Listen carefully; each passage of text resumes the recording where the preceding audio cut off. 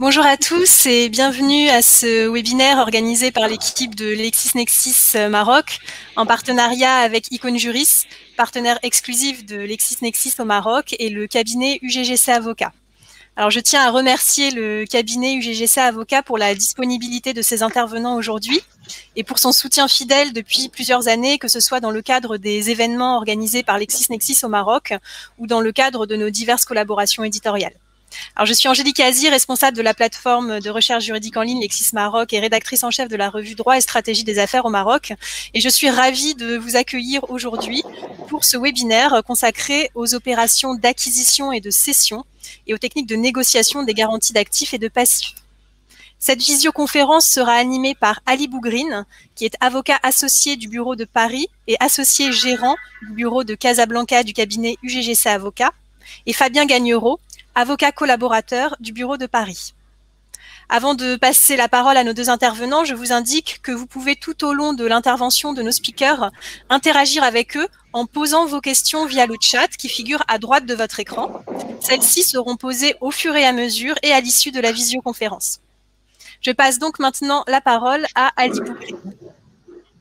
Merci beaucoup Angélique. Bonjour à tous et à toutes. Je me présente rapidement, même si ça a été déjà fait par Angélique. Ali Bougrine, je suis avocat à Paris, associé à Paris et membre du département Fusion-Acquisition, et également associé gérant de notre bureau situé à Casablanca. Et j'interviens régulièrement sur des opérations Fusion-Acquisition avec Fabien Gagnereau, ici présent, et qui interviendra à mes côtés dans le cadre de cette conférence consacrée aux garanties d'actifs et de passifs.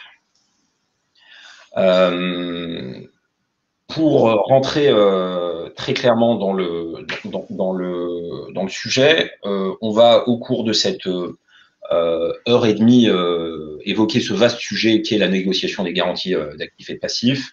On pourrait y passer 1 à 2 journées, mais on va essayer, durant le temps qui nous est consacré, de faire une large revue du sujet et avec une approche orientée praticien.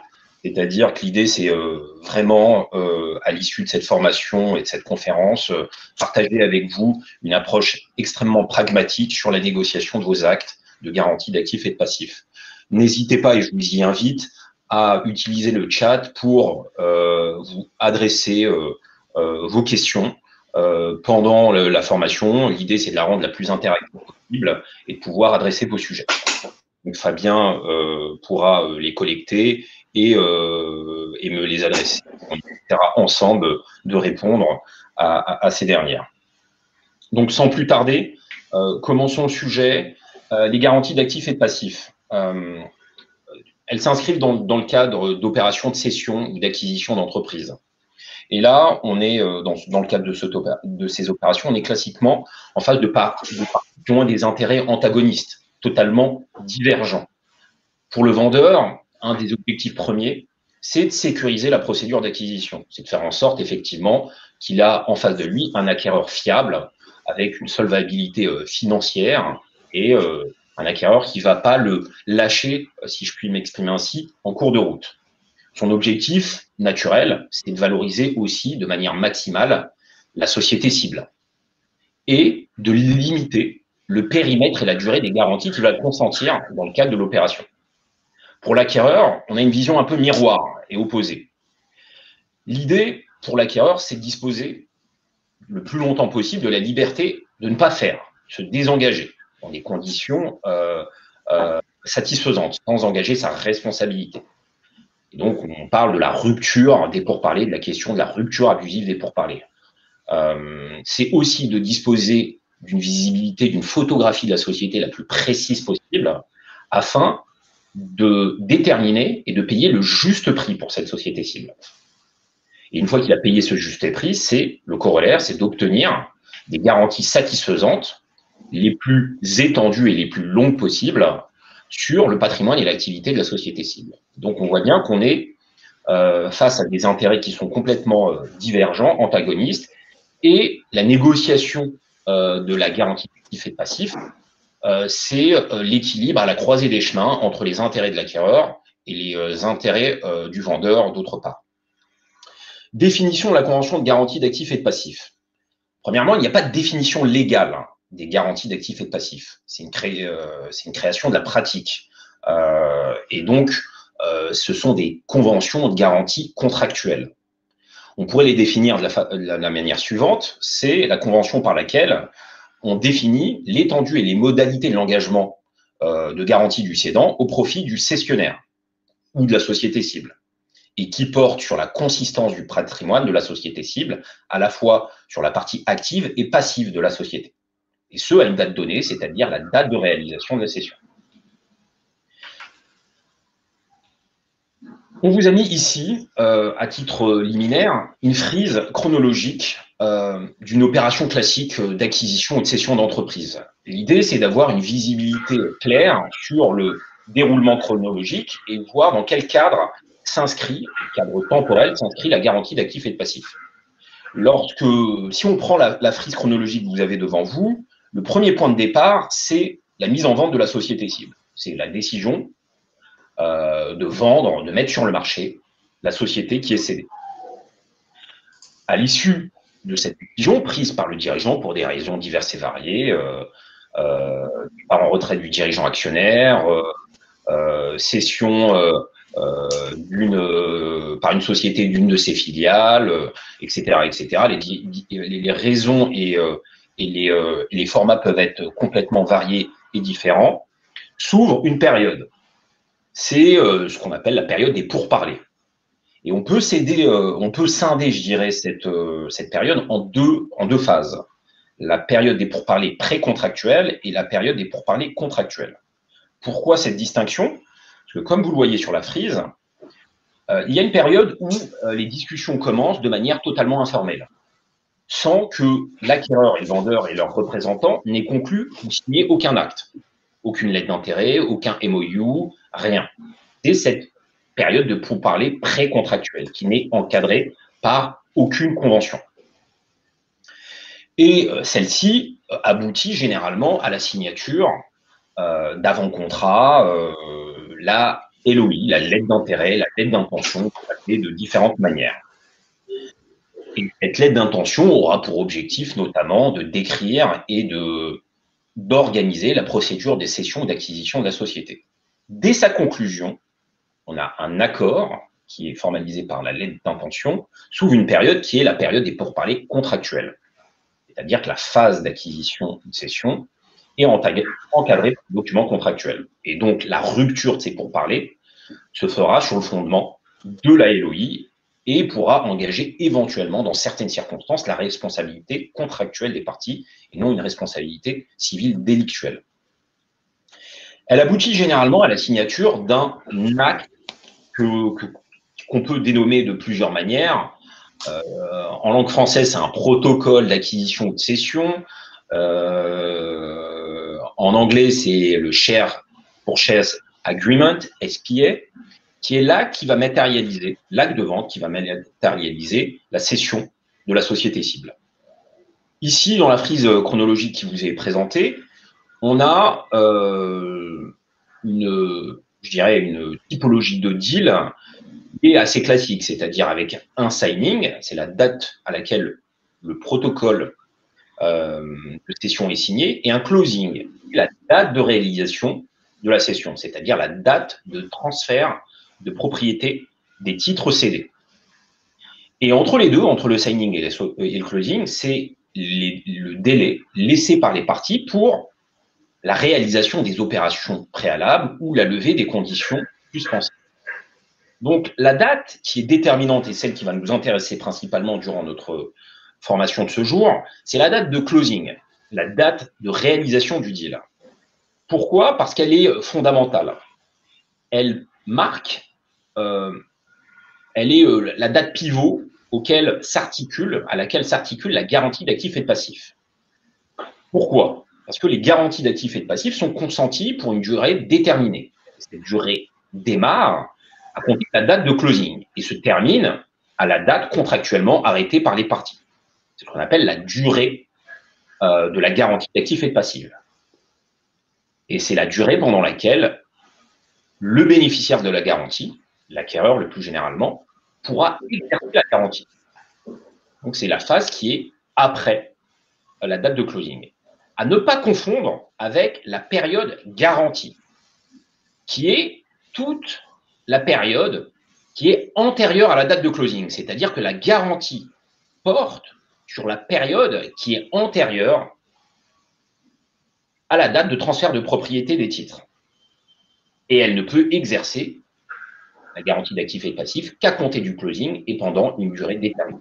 Donc, il faut avoir, pour bien comprendre, mettre en œuvre les garanties d'actifs et de passifs, cette chronologie doit être claire dans vos esprits pour pouvoir la mettre en œuvre.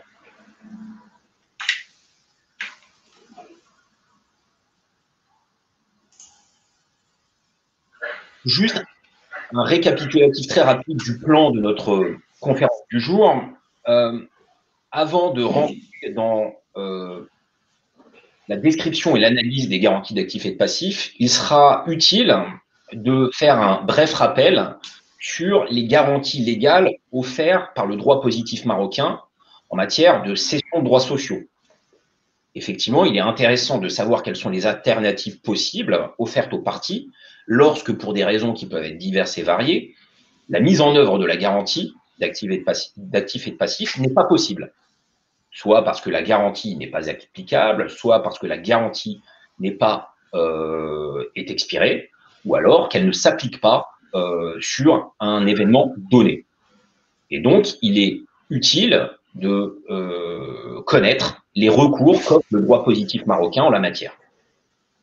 Ensuite, dans le cadre de cette formation, on analysera la garantie d'actifs et de passifs, sa consistance, et l'idée, c'est de pouvoir vous expliquer quelles sont les différentes typologies de garantie d'actifs et de passifs, de GAP, et comment les rédiger du mieux possible, que l'on soit, et les négocier, que l'on soit côté vendeur ou côté acquéreur.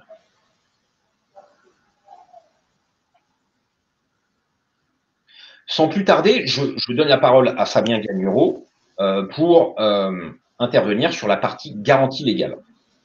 Merci beaucoup Ali, bonjour à tous. Effectivement, comme vient de l'expliquer Ali Bogrine, il peut y avoir une multitude de situations dans lesquelles une garantie d'actifs et de passifs conventionnelle ne sera pas mise en place. Et je pense que bon nombre d'entre vous auront en tête des formulations qu'on peut trouver généralement dans certains actes de cession, où la cession d'actions ou parts sociales est faite sous les garanties usuelles de droit.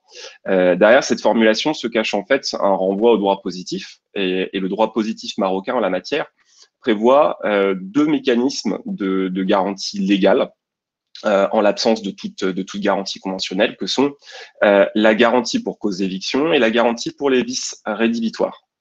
Bien évidemment, cette première partie a pour objet de vous présenter ces mécanismes, donc ces principes légaux, d'en voir toute l'étendue et en fait toutes les limites, d'où la nécessité de mettre en place des garanties conventionnelles. Alors, s'agissant de la garantie pour cause d'éviction, donc celle-ci est visée par l'article 533 du Tailleur des obligations et des contrats, comme l'obligation pour le vendeur de s'abstenir de tout acte ou réclamation qui tendrait à inquiéter l'acheteur ou à le priver des avantages sur lesquels il avait le droit de compter, d'après la destination de la chose vendue et l'état dans lequel elle se trouvait au moment de la vente. Bon, derrière cette définition, on a plusieurs éléments à noter. D'une part, les évictions peuvent venir du vendeur lui-même ou d'un tiers, mais dans tous les cas, c'est bien le vendeur qui doit cette garantie. Et on serait en situation d'éviction lorsque l'acquéreur est privé de tout ou partie de la possession de la chose, lorsqu'il ne réussit pas à en obtenir la possession contre un tiers détenteur, lorsqu'il est obligé de faire un sacrifice pour aller le délivrer. L'acheteur qui est actionné est tenu de dénoncer la demande en éviction à son vendeur. Si l'acheteur préfère se défendre directement à l'action, il perd tout recours contre ces derniers, sous réserve des dispositions qui sont prévues par la loi. Les parties peuvent en outre décider d'écarter l'application de cette garantie pour cause d'éviction dans certaines limites qui sont prévues par la loi et l'article 544 du DOC. Je m'interromps une seconde parce que je vois en commentaire sur une personne qui visiblement ne m'entend pas. Est-ce que le reste des participants m'entendent? Ali, est-ce que tu m'entends de ton côté? Parfaitement, Fabien. D'accord. Bon, donc je continue donc face à cette réponse positive. Merci. Une première remarque sur cette garantie pour cause d'éviction. Vous voyez déjà ici en filigrane que derrière cette définition elle-même, on va avoir du mal à rattacher ça à une vente, à une cession de droits sociaux. C'est que la définition comporte déjà dès l'origine une dimension qui se rapporte davantage au droit de la vente de biens meubles courants, communs, qu'à une cession de droits sociaux relatifs à une société, à une entité personne morale. Je m'arrête là pour cette première remarque sur ce principe. En jurisprudence française, on a réussi à trouver une extension. Enfin, la jurisprudence a réussi à étendre cette garantie aux cessions de droits sociaux, principalement dans l'hypothèse, en vérité, sous l'angle d'une sorte de non-concurrence, c'est-à-dire que la garantie d'éviction s'applique notamment dans le cas où le cédant, le rétablissement du cédant est de nature à empêcher les acquéreurs de poursuivre l'activité économique de la société, à réaliser l'objet social de cette dernière. Je dis que la jurisprudence a trouvé moyen d'étendre ce principe aux droits sociaux. Vous le voyez au travers de ces deux critères, ils sont extrêmement restrictifs. Empêcher les acquéreurs de poursuivre l'activité économique, de réaliser l'objet social, cela veut dire dans les faits que vous ne pouvez pas exploiter la société dont vous avez racheté les titres. Et donc, ça revient à avoir un mécanisme qui est extrêmement binaire. C'est que soit vous pouvez continuer, poursuivre l'exploitation et celle-ci est peut-être amoindrie, peut-être réduite dans ses performances par le rétablissement du cédant, et auquel cas la garantie va être difficilement applicable, soit elle empêche totalement l'exploitation, et à ce moment-là, cela pourrait être mis en œuvre. Mais donc, c'est déjà d'application extrêmement restrictive. Au Maroc, la jurisprudence est beaucoup plus restrictive encore sur ce principe, et elle réserve principalement l'application de cette garantie aux cessions d'immeubles et de fonds de commerce. Et avec là une certaine latitude, il a été jugé que même en l'absence d'une clause spéciale et sur la base des dispositions du DOC, l'apporteur d'un fonds de commerce est tenu à garantie envers le bénéficiaire et doit par la suite s'interdire de se livrer à un commerce semblable dans les conditions de nature à porter préjudice au cessionnaire. Donc on voit que cette première garantie pour cause d'éviction va être difficilement applicable au Maroc pour obtenir une garantie satisfaisante dans le cas d'une cession de titre.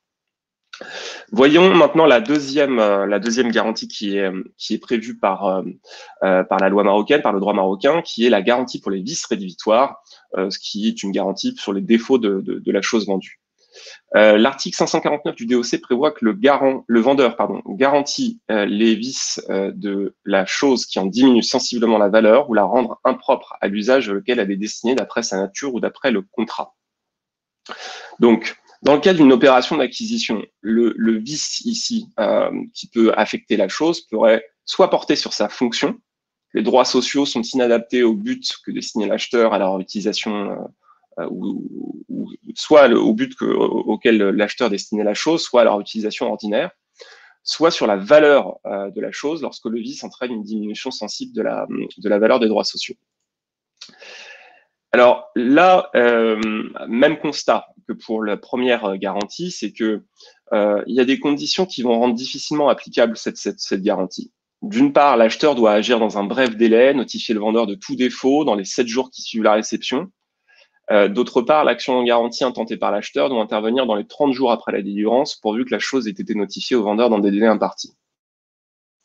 Alors, vous voyez bien, d'après ces conditions, que ça va se révéler assez peu adapté en matière de cession de droits sociaux, avec notamment cette obligation d'examen de l'état de la chose vendue lors de la délivrance, ce qui explique que la jurisprudence marocaine est extrêmement, j'allais dire extrêmement inexistante, ce qui est un pléonasme, enfin en tout cas qu'elle est assez silencieuse sur cette question et sur l'application de la garantie pour les vices rédhibitoires en matière de cession de droits sociaux.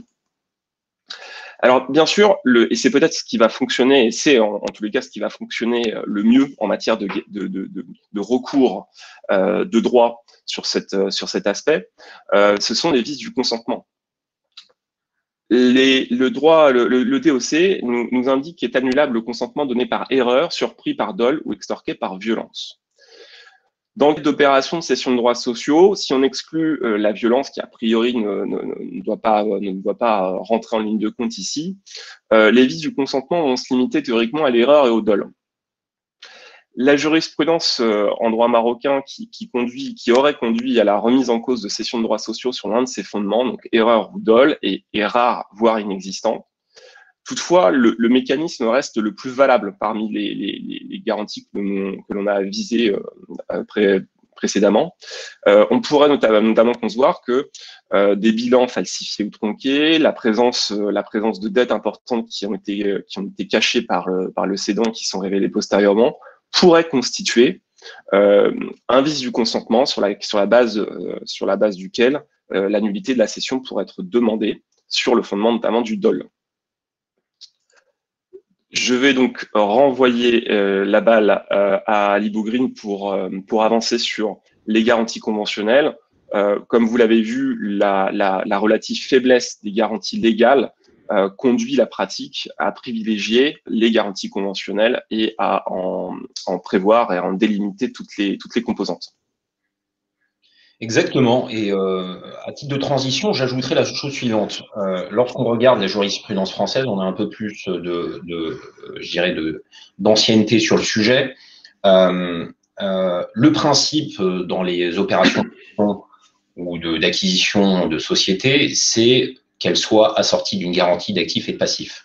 C'est un acte complètement usuel, à tel point qu'on peut trouver de la jurisprudence qui engage la responsabilité des avocats qui n'auraient pas invité leurs clients, conseiller leurs clients sur l'impératif d'assortir leur cession, alors en tout cas leur acquisition, d'une garantie d'actifs et de passifs. C'est pour vous dire que le principe, c'est opération avec garantie d'actifs et de passifs, et l'exception, et elle doit être motivée, si on veut s'exonérer de sa responsabilité en tant que conseil, l'exception, c'est des deals sans garantie d'actifs et de passifs. Pourquoi cette garantie, en réalité, est essentielle? Comme je vous l'ai indiqué dans mes propos introductifs, elle permet à l'acquéreur d'avoir la garantie d'avoir payé le juste prix, donc rééquilibrer financièrement l'opération au profit de l'acheteur si, a posteriori, il se rend compte qu'il y a un passif ou une diminution d'actifs qui ne lui avait pas été déclaré. C'est aussi un instrument, paradoxalement, de protection du vendeur, parce que en signant une garantie d'actifs et de passifs, on cantonne la garantie, l'exposition en termes de responsabilité du vendeur. Parce que, comme on va le voir un peu plus tard, ces garanties d'actifs et de passifs ne sont pas illimitées, elles sont généralement, le plus souvent, plafonnées et cantonnées, plafonnées dans leur montant et limitées dans leur durée. Où figurent ces déclarations et garanties? Bon, il y a plusieurs possibilités. Ce qu'on retrouve le plus souvent, c'est qu'elles sont insérées directement dans le protocole de cession, mais il se peut qu'elles fassent l'objet d'un acte complètement autonome et séparé. Donc, on peut avoir un acte de cession d'une part et une GAP qui est conclue de manière distincte. L'essentiel, c'est que la GAP ait un renvoi clair sur l'acte de cession qui est son sous-jacent. Quelle forme pour la convention de garantie? Elle doit être expresse. Il n'y a pas de garantie d'actifs et de passifs implicite. Donc, il n'y a pas de garantie d'actifs et de passifs orale. Elle doit être écrite.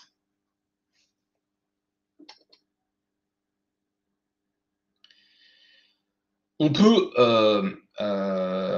scinder en 3 types de garanties conventionnelles, même si la première, c'est la garantie d'actifs et de passifs dans sa plénitude. C'est-à-dire qu'à la fois, le garant prend à sa charge tout supplément de passifs et toute diminution d'actifs qui aurait une cause antérieure à la date de réalisation de l'opération. Ali, je me permets d'interrompre une seconde. On avait une première question sur le chat parmi les participants que peut-être on peut traiter maintenant, qui portait sur la partie précédente. La question est la suivante. Est-ce qu'un des actionnaires cessionnaires, dans l'hypothèse où il y a plusieurs cessionnaires, pourrait invoquer l'erreur ou le dol pour annuler la cession et par conséquent parasiter toute la cession? Oui, totalement.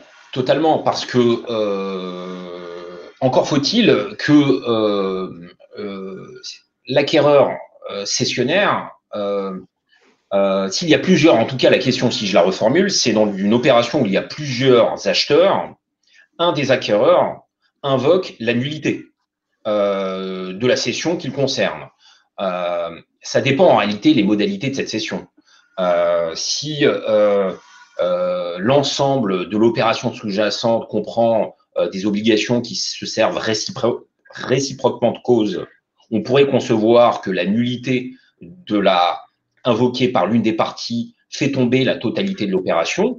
Mais si cette opération se traduit par plusieurs cessions au profit d'acquéreurs distincts, sans solidarité et sans qu'il y ait un ensemble, je dirais, d'opérations qui se servent réciproquement de cause, on pourrait cantonner la nullité de la cession à la partie qui l'a invoquée. Et il appartiendra aux autres acquéreurs de se joindre à l'action en nullité formée par l'acquéreur ou d'en former une de manière autonome s'ils veulent en bénéficier. Parfait. Alors, je crois qu'il y a une précision, pardon. En fait, excusez-moi, je voulais dire un des actionnaires cédants, me demande le même auteur de la question. Donc, la question, du coup, pardon, excusez-moi, le chat se rafraîchit. Donc, la question serait, est-ce qu'un des actionnaires cédants peut invoquer l'erreur ou le dol pour annuler la cession et parasiter toute la cession? Donc, la question serait inverse, en fait. C'est le cédant qui invoquerait le dol ou l'erreur pour annuler la cession. Écoutez, c'est ce qu'on appelle le dol incident, c'est-à-dire le dol, en réalité, c'est le vendeur qui a été trompé par l'acquéreur dans ce que vous évoquez. Ça arrive. Et je vais vous citer une jurisprudence qui est un peu fondatrice en la matière, en droit français, et c'était une des premières jurisprudences, où l'acquéreur cédant a invoqué le dol, l'actionnaire cédant a invoqué le dol de l'acquéreur. C'était le cas où des minoritaires d'une société avaient cédé leur participation à un acquéreur qui était l'actionnaire majoritaire. Et cet actionnaire majoritaire avait omis de divulguer aux vendeurs, c'est-à-dire aux actionnaires minoritaires, qu'ils bénéficiaient d'une promesse de rachat faite par un tiers sur la totalité des titres. Donc, les actionnaires minoritaires, les vendeurs, ont cédé à l'acquéreur sans savoir que celui-ci disposait d'une offre de rachat de la totalité des titres cédés. Et donc, quand ils l'ont su a posteriori, bien évidemment pour une valorisation nettement supérieure, et lorsque ces derniers ont découvert cela, ils ont formé une action en nullité pour dol de l'acquéreur. Et donc, on a effectivement la possibilité lorsqu'on est vendeur, d'invoquer le dol. Ce n'est pas juste le monopole de l'acquéreur. Et donc, ça, c'est consacré de toute façon en droit positif, que ça soit dans le DOC. Chacune des parties à la convention peut invoquer un vice de consentement, qu'il soit le vendeur ou l'acquéreur. Parfait. Alors peut-être à préciser là-dessus, il faut bien distinguer dans cette hypothèse les cas de dol, c'est-à-dire de manœuvres qui visent soit à tromper ou à dissimuler une circonstance particulière dans le cadre de la cession, par exemple par la promesse de rachat dont on vient de parler, et la notion d'erreur sur la valeur, c'est-à-dire que la situation où finalement un cédant se rendrait compte a posteriori que le prix de cession aurait pu ou aurait dû être supérieur compte tenu de la réalité du marché, des potentiels de développement, etc., qui là ne va pas jouer en matière de vice du consentement. Tout à fait. Parfait. Bah, écoutez, je vous propose de continuer, de reprendre là où on en était, qui était voilà, parfait, sur les 3 types de garantie. Pour aller très rapidement, en réalité, ce qu'on le retrouve très souvent, c'est la garantie d'actifs et de passifs. C'est-à-dire que le garant à la fois garantit l'acquéreur sur toute diminution d'actifs et tout accroissement du passif. Mais il est possible pour le garant de consentir qu'une garantie de passif ou qu'une garantie d'actifs. Et donc, cantonner la garantie conventionnelle à juste un des aspects de la garantie d'actifs et de passifs.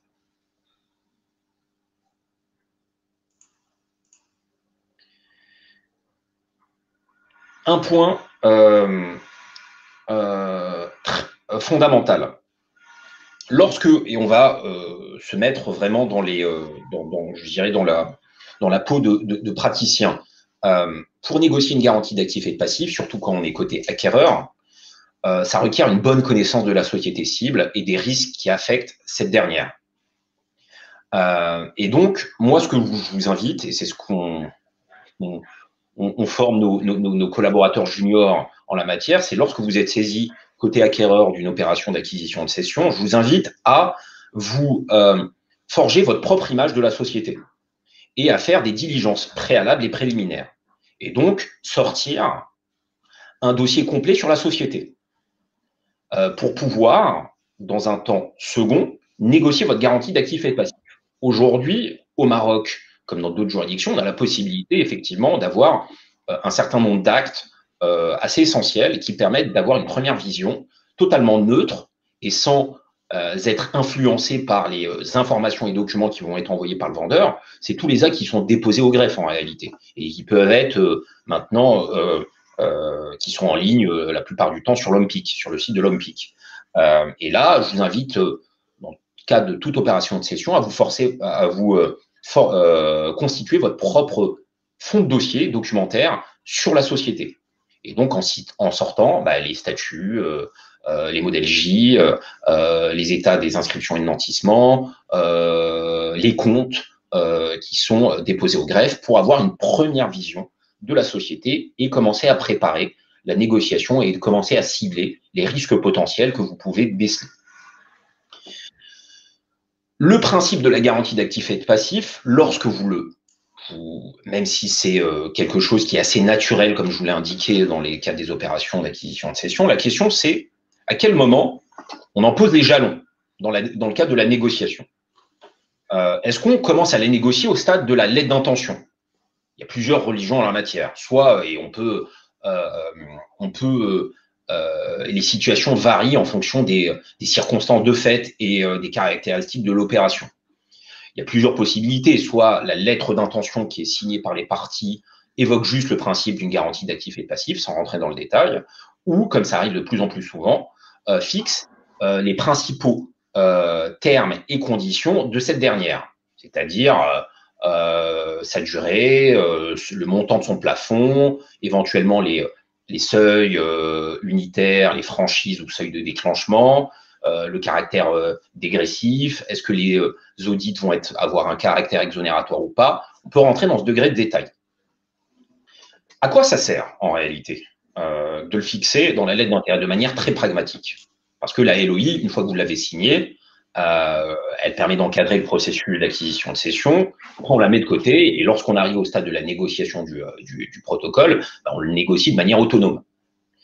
En réalité, l'avantage que je vois à fixer les jalons de la GAP au stade de la LOI, c'est qu'en cas de blocage dans les négociations, on déterre cette LOI et elle sert de document d'arbitrage en réalité, parce que c'est un document qui a été signé et qui a été signé en amont, et c'était un peu les termes fondateurs de la négociation, et généralement, quand on a un blocage, on s'y réfère. Et donc, si on a un blocage sur un pan de la garantie, la partie qui en a intérêt va déterrer la LOI et va dire, regardez, dès l'origine, il était clair que le plafond de la garantie devait être fixé à telle hauteur. Et ça va permettre d'appuyer vos arguments de négociation. À l'inverse, effectivement, plus vous le précisez, plus vous enfermez dans une seringue et on peut vous retourner cet argument. Donc, une garantie d'actifs et de passifs, ça se prépare. Et ça se prépare généralement grâce aux audits qui sont réalisés. Ces audits, ils permettent quoi? D'analyser les risques affectant la société cible et surtout de déterminer en conséquence le niveau de garantie qui sera nécessaire et de faire une espèce de hiérarchisation des risques et de centraliser les garanties, de renforcer les garanties sur les risques élevés. Maintenant, quelles sont les limites de ces audits? Parfois, on a des audits qui sont limités. C'est lorsqu'une société, par exemple, achète ou rachète un de ses concurrents. Dans le cadre de l'audit, on va avoir une divulgation qui sera limitée. Certaines informations confidentielles qui relèvent du secret des affaires ne seront pas forcément divulgués immédiatement dans le cadre des audits, en tout cas dans la phase préliminaire des audits. Il faut toujours avoir en tête la limite naturelle de tout audit. Un audit permet d'auditer que ce qui a été révélé. On ne peut qu'auditer ce que le vendeur veut bien vous révéler, et jamais ce qui a été caché. Ou, sans rentrer dans une quelconque intention malicieuse du vendeur, ce dont le vendeur n'a lui-même pas connaissance. Et il faut faire attention aussi sur l'audit, parce que c'est souvent un instrument de limitation de la garantie d'actifs et de passifs. Je suis sûr que nombre d'entre vous ont eu cet argument dans le cadre de la négociation des opérations, qui est l'argument qui revient, vous avez fait les audits, vous avez tout vu, donc je vous donne moins de garantie. Effectivement, plus vous faites des audits longs et étendus, et moins vous avez de marge pour demander des garanties larges et générales. Généralement, le pendant, c'est d'avoir des garanties un peu plus précises et spécifiques sur certains points. Donc, il y a un pendant, il y a un prix à payer sur les audits, souvent. Et il y a aussi, et c'est le dernier point qui n'est pas mentionné ici, mais qui est le plus important et qui va être aussi fondateur des développements qu'on aura dans un second temps, c'est le fait que l'audit permet avant tout de fixer le niveau de prix. Et lorsque vous avez identifié dans le cadre des audits un risque et que vous l'avez valorisé et que vous l'avez, entre guillemets, déduit du prix, vous ne pourrez pas ensuite, sur ce risque, vous prévaloir de la garantie d'actifs et de passifs. On ne peut pas prendre deux fois un risque, une fois dans le prix, et ensuite demander une indemnisation au titre de la gap. Ce n'est pas possible, il faut choisir. Soit vous avez pu impacter le risque que vous avez identifié sur le prix, soit si ce n'est pas possible parce que le risque est potentiel ou pas déterminé dans son montant, vous demandez une garantie, mais vous ne pouvez pas avoir l'un et l'autre.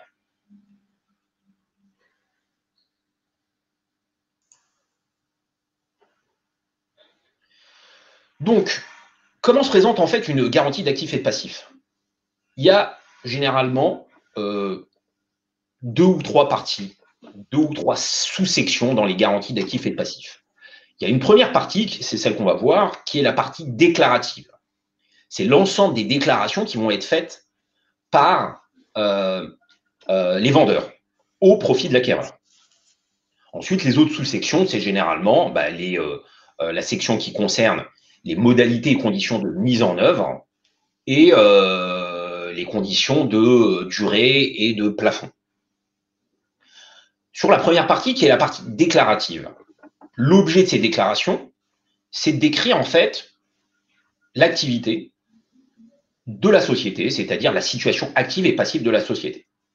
Et c'est de formaliser l'acceptation d'un risque par le bénéficiaire de la garantie, parce que ces déclarations, on va le voir, sont souvent assorties d'annexes ou d'affirmations qui décrivent la situation réelle de la société. Par exemple, si je prends une déclaration qui est assez classique, une déclaration sur les litiges, le vendeur va déclarer qu'il n'existe pas de litige à la date de réalisation, autre que ceux qui figurent par exemple en annexe du protocole. Et donc, l'objet de cette déclaration est de décrire, donc avec précision, l'état du patrimoine de la société cible, de sa situation active et passive, et sur un certain nombre de domaines qu'on va voir. On peut les passer en revue.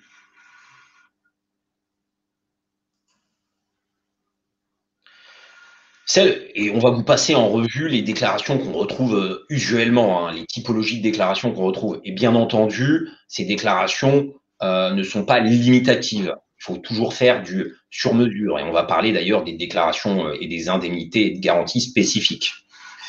Mais celles qu'on retrouve, je dirais, c'est les must-have dans un protocole.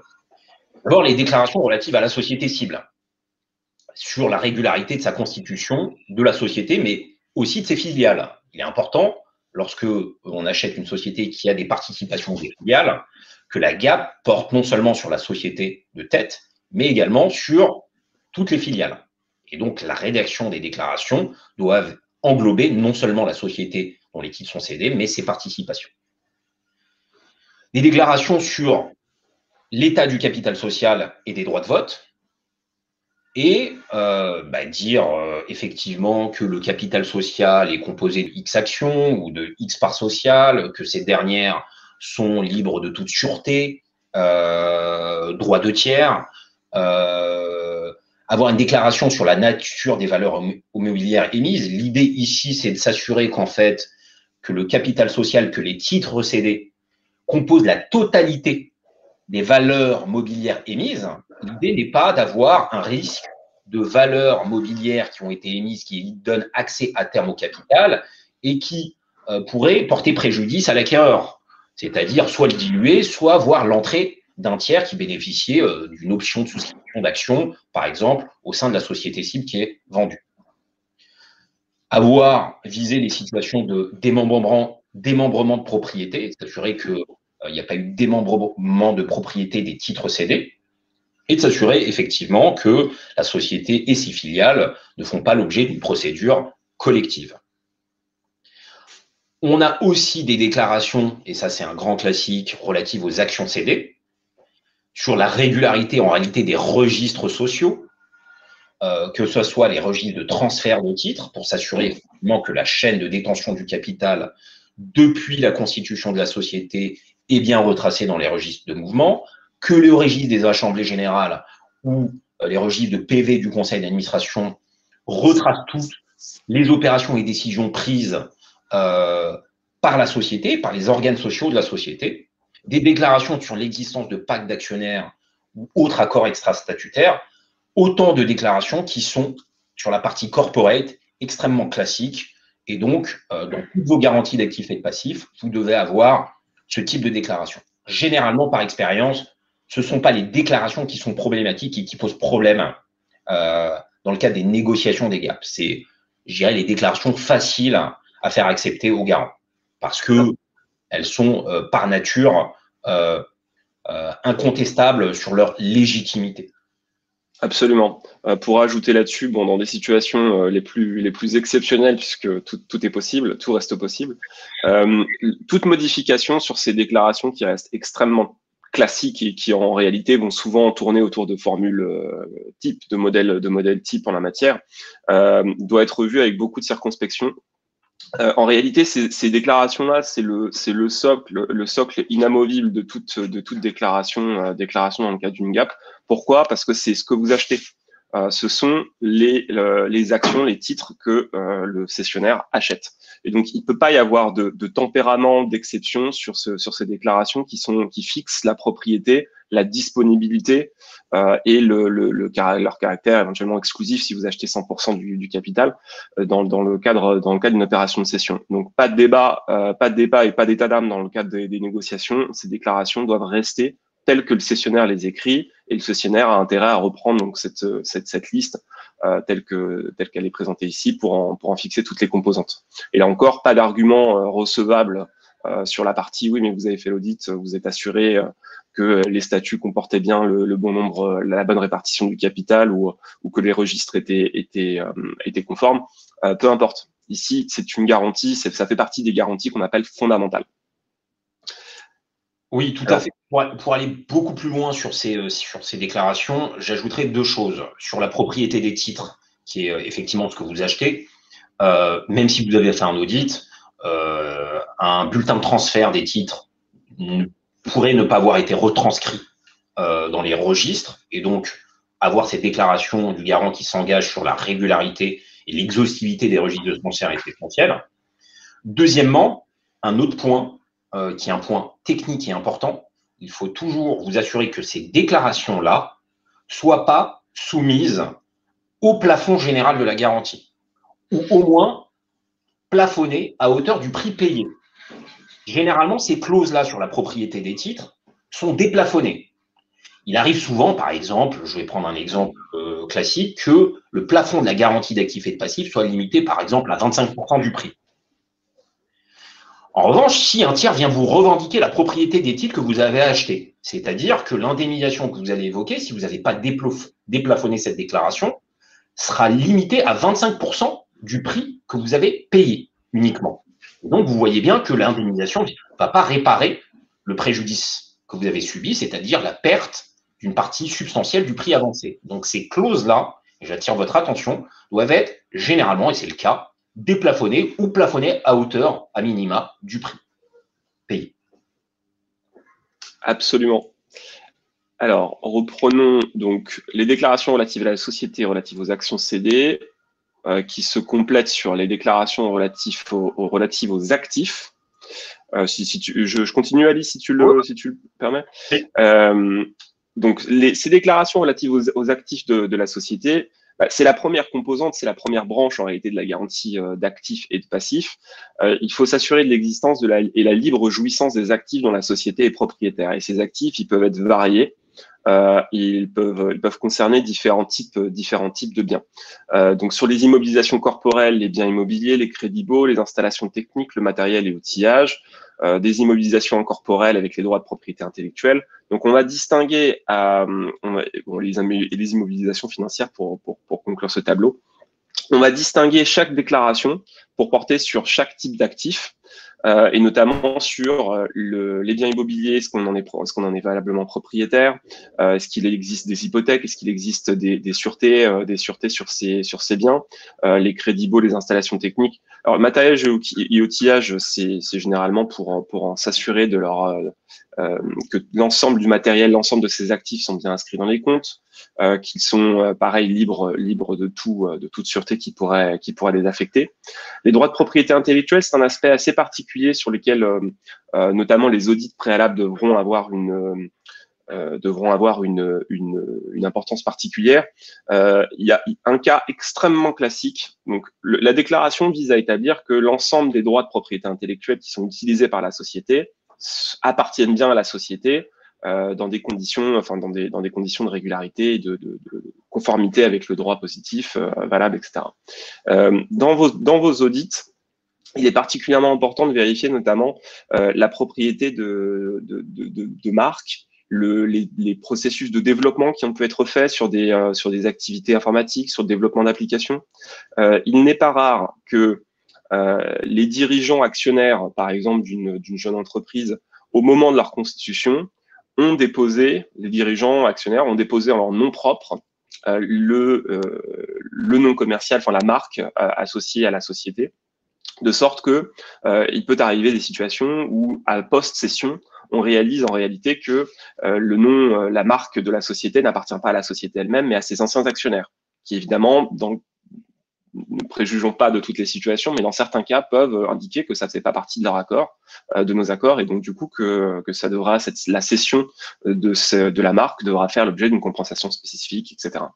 Donc un point d'attention sur ces droits de propriété intellectuelle, s'agissant de la marque. Le deuxième aspect qui est traditionnellement rencontré dans le cadre des droits de propriété intellectuelle, c'est celui des développements informatiques qui ont pu avoir lieu dans la société, notamment développement d'applications, sites internet, programmes spécifiques, algorithmes, etc. Là, une vigilance particulière s'agissant de tous les développements qui ont pu être faits et réalisés par soit par des prestataires extérieurs, soit par un ou plusieurs salariés dans des conditions qu'il faut déterminer. La réelle question, c'est qu'il doit y avoir un raisonnement juridique en amont pour savoir à qui appartient la propriété des éléments qui sont développés, qui ont été développés pour le compte de la société et qui sont utilisés par elle. L'écueil étant naturellement de s'apercevoir que en fait la société n'en est pas propriétaire, auquel cas ça doit donner lieu à une opération préalable ou à une condition suspensive pour régulariser le point. S'agissant des immobilisations financières, la nature des droits sociaux détenus par les filiales, la situation financière des filiales, les nantissements ou engagements particuliers sur les titres. Bon, sur les droits sociaux détenus par les filiales, on l'a vu, ça fait partie de la première des garanties dites fondamentales sur lesquelles on va poser en miroir, s'agissant des titres sur les filiales, les mêmes déclarations que celles qu'on recherche sur les titres de la société cible elle-même. Les sociétés la situation financière de ces filiales et les nantissements ou engagements particuliers sur ces titres devront faire également l'objet de déclarations spécifiques, ainsi que donc en dernier lieu sur les stocks tels qu'ils figurent à l'actif du bilan. Alors en fonction peut-être une dernière remarque sur ces stocks. En fonction du secteur d'activité, on retrouve des formulations qui sont utiles, qui sont intéressantes à mettre en pratique. C'est la notion de, comment dirais-je, de stocks qui représentent donc d'une part fidèlement l'état d'inventaire de la société, mais qui ont une valeur marchande et liquide. Le terme consacré, c'est le caractère loyal et marchand du stock. Absolument, c'est ce que je recherchais dans cette paraphrase. Donc le caractère loyal et marchand du stock, ce qui veut dire que il y a des secteurs où vous pouvez avoir un stock inscrit au bilan pour 1 million, 10 millions ou 1 milliard de dirhams.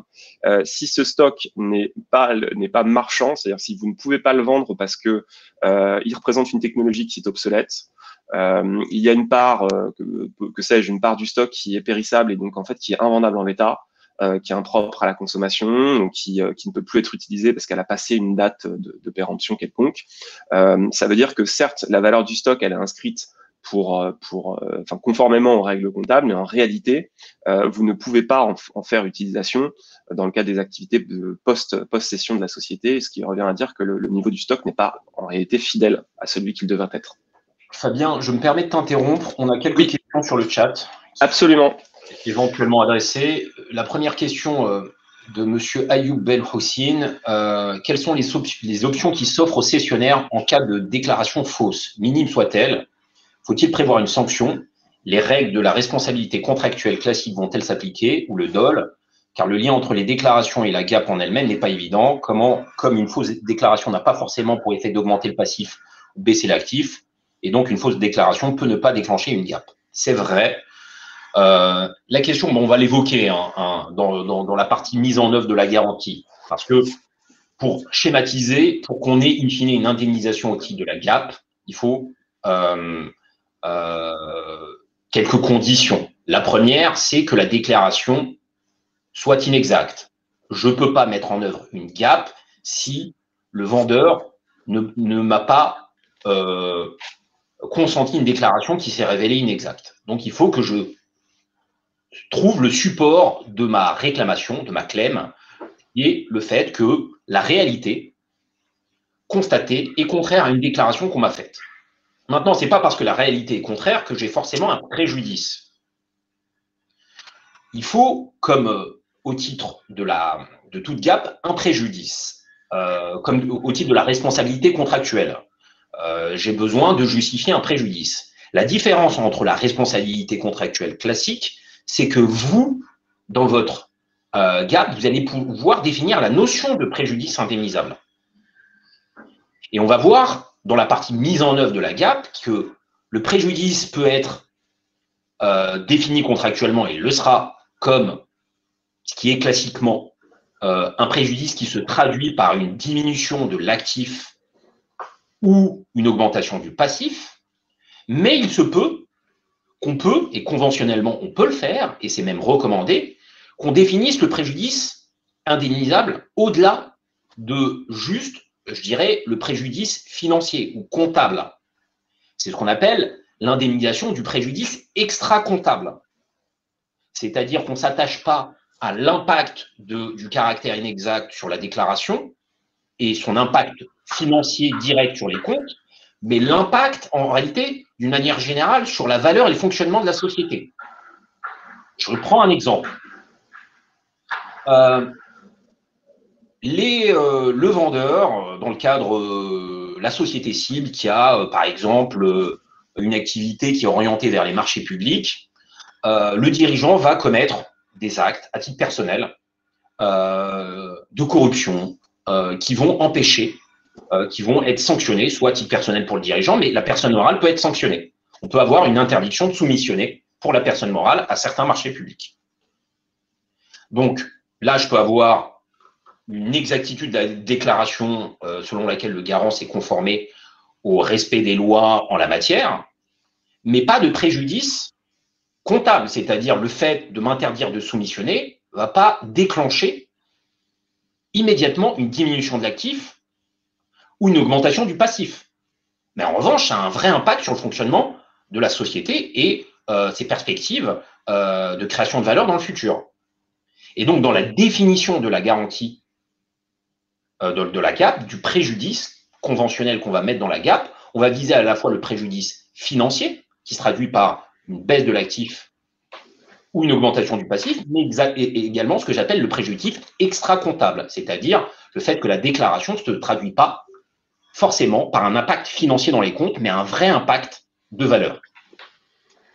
Et au-delà de ça, même pour compléter, l'hypothèse de l'interdiction de soumissionner à des marchés publics, elle est, j'allais dire, elle est assez comme reliée à un préjudice financier in fine, qu'on peut pas forcément effectivement déterminer au moment où cela arrive. On peut penser à d'autres situations qui sont dans l'air du temps. Si vous songez au nombre de sociétés qui ont été concernés par des problèmes de harcèlement, notamment de harcèlement sexuel, avec le mouvement MeToo et tous les mouvements qui sont affiliés à la dénonciation des comportements de harcèlement.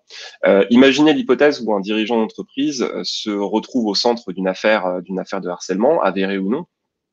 L'hypothèse d'un impact sur l'activité de la société n'est pas à exclure.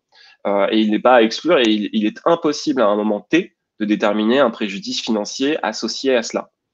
Ce sera un préjudice forcément concerné, un préjudice d'image déjà de première part, et potentiellement un préjudice opérationnel, un préjudice financier sur une période donnée, mais qui sera très compliqué à déterminer. En réalité, le premier préjudice qu'on pourra prendre en compte ici, c'est le préjudice d'image, c'est l'atteinte à la réputation par l'association entre les conduites d'un dirigeant ou du dirigeant et le nom, la marque de l'entreprise. Donc, pour répondre à la question d'Ayoub, oui, il faut, in fine, même si vous avez une déclaration inexacte, c'est ce qu'on appelait, la question que vous posez, c'est le caractère autonome ou pas des déclarations. Est-ce qu'on doit les déconnecter de la notion de préjudice? Pour moi, on ne peut pas mettre en œuvre une gap si on n'a pas un préjudice. Maintenant, ce préjudice, il ne faut pas le limiter juste à un impact de diminution d'actifs ou d'augmentation de passifs. Il faut, comme l'indiquait Fabien ici, insérer dans la gap la notion de préjudice extra-comptable, extra-financier, pour englober tous ces éléments un peu immatériels qui peuvent impacter la valeur de la société. Bon, pour mettre le point final sur cette question, peut-être un dernier commentaire de ma part sous le contrôle des uns et des autres. Je pense que la question d'Ayoub peut aussi viser une autre situation, mais peut-être qu'il pourra nous préciser si sa pensée reflétait ce point. C'est l'hypothèse où il peut y avoir une déclaration qui devient fausse ou inexacte, portant sur un point financier, mais qui pour autant ne suscite pas de préjudice. Auquel cas, enfin, le même principe va s'appliquer. Hein. Je pense notamment à des déclarations sur le plan fiscal qui peuvent conduire par exemple à un contrôle ou à un redressement, dans le cadre duquel l'administration fiscale va dire en fait vous n'avez pas déclaré tout ce que vous auriez dû déclarer au titre de tel exercice. Je prends un exemple qu'on a vu passer dans un dossier il y a quelque temps. L'administration fiscale reprend cet exercice pour indiquer que voilà, tout n'a pas été déclaré comme il fallait, mais cet exercice était déficitaire. Et donc, même avec la réintégration de certaines sommes qui n'avaient pas été déclarées dans le résultat de la société, on restait déficitaire et donc on n'avait pas d'impact à l'IS. Et de mémoire, je crois que par extraordinaire, la société avait échappé à d'éventuelles pénalités ou amendes de la part de l'administration fiscale. Donc en fait, on avait une situation où la déclaration était bien fausse. Elle a donné lieu à entre guillemets un redressement de la société, mais sans impact, en tout cas financier direct, puisque il y a en fait la société était déficitaire, donc il n'y avait pas d'impact à l'IS.